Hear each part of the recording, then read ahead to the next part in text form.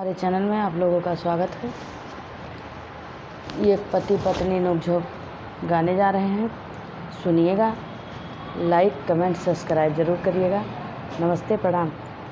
हम छोड़ी गयो राजा के करे कहे से, हम छोड़ी गयो राजा के करे कहे से, हम छोड़ी गयो राजा के करे कहे से, हमरो नैना लड़ी गे राजा दूसरे मर्द से, हमरो नैना लड़ी गे राजा दूसरे मर्द से।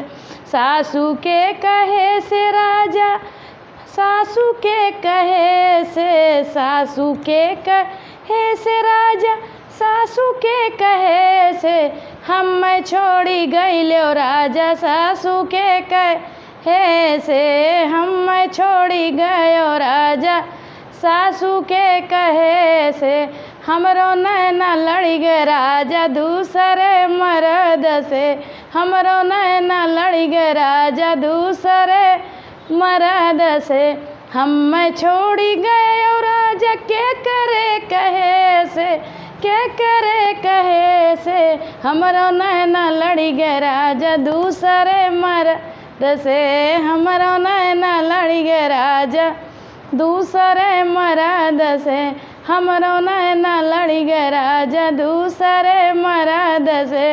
ननदी के कहे से राजा, ननदी के कहे से, ननदी के कहे से राजा, ननदी के कहे से, हम छोड़ी गयो राजा ननदी के कहे से, हम छोड़ी गयो राजा ननदी के कहे से, हमरो नैना लड़ी गे राजा दूसरे मर्द से, हमरो नैना लड़ी गे राजा दूसरे मर्द से।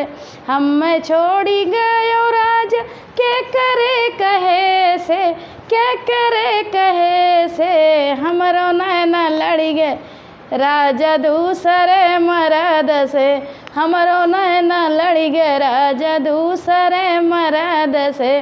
जेठनी के कहे से राजा, जेठनी के कहे से, हम छोड़ी गयो राजा जेठनी के कहे से, हम छोड़ी गयो राजा जेठनी के कहे से, हमरो नैना लड़ी गे राजा दूसरे मर्द से, हमरो नैना लड़ी गे राजा दूसरे मर्द से, हमरो नैना लड़ी गे राजा दूसरे मर्द से। हम छोड़ी गयो राजा के करे कहे से, के करे कहे से, हमरो नैना लड़ी गे राजा दूसरे मर्द से, हमरो नैना लड़ी गे राजा दूसरे मर्द से, हमरो नैना लड़ी गे राजा दूसरे मर्द से। सुनिएगा, लाइक कमेंट सब्सक्राइब ज़रूर करिएगा। नमस्ते, प्रणाम।